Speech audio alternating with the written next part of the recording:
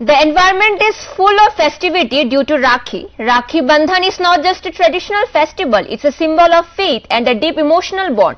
Celebrated every year on Shravan Purnima, it carries the message of brotherhood, love and mutual responsibility.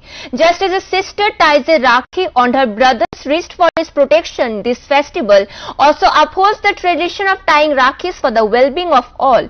On this special day, members of Vishwa Hindu Parishad's Mantri Shakti visited police station trying Rakhis to officers as a mark of respect and gratitude to those who safeguard society. The Rakhis, all handmade by the members, have prepared well in advance to spread the message of brotherhood in the community.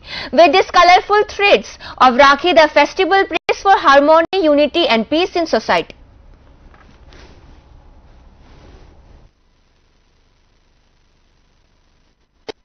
জয় শ্রীরাম।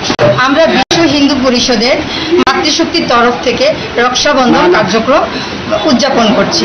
এমনকি আমাদের সংগঠনের তরফ থেকে কেন্দ্রীয় যোজনা অনুযায়ী আমরা প্রতি বছরই রক্ষাবন্ধনটা পালন করি এবং কাদের নিয়ে করি, আমাদের সমাজে যারা সমাজ রক্ষা এবং সমাজ গঠনে যাদের আমাদের পাশে বোনদের পাশে সর্বতভাবে আছেন তাদেরকে নিয়ে, সমাজের মান্যগণ্য সবাইকে নিয়ে, আমার সমাজের সবাইকে নিয়ে, এই পরিবেশে যারা আমাদের সাথে থাকেন সবাইকে নিয়ে আমরা রক্ষাবন্ধন কার্যক্রমটা পালন করি।